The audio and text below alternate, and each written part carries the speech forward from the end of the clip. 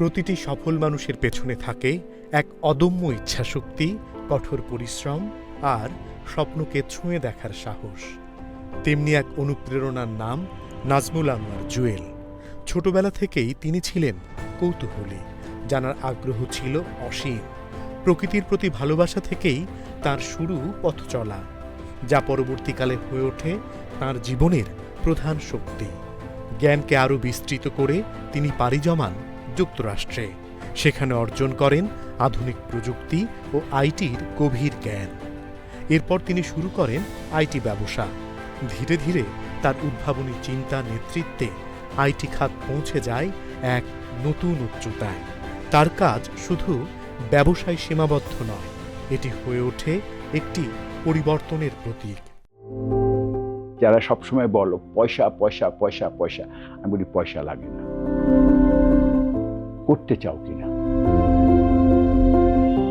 তাই না? একটা ব্যবসা করতে গেলে 10টা আইটেমের দরকার, তার মধ্যে একটা আইটেম হলো পয়সা।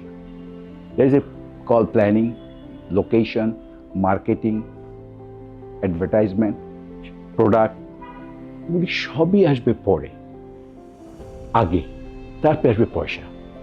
আমি দাসত্ব নিয়েছি কোথায়? আমি দাসত্ব নিয়েছি প্রজেক্টের মধ্যে যখন ঢুকে যাই তখন আর পৃথিবী কিচ্ছু মনে হয় না। এটা কি তোমার প্রজেক্ট? না, ওর প্রজেক্ট। আমার লাভ হবে লস হবে doesn't matter to me, only thing I want to see that project go up. আমরা সবাই খুব অস্থির, এক্ষুনি বড় লোক হতে হবে, এক্ষুনি বড় লোক।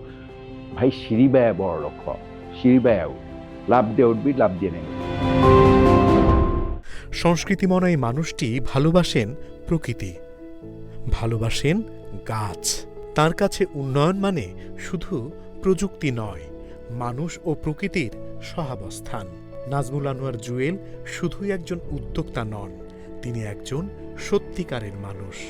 বিপদের সময়ে পাশে দাঁড়ানো যেন তার স্বভাব, তার নেশা।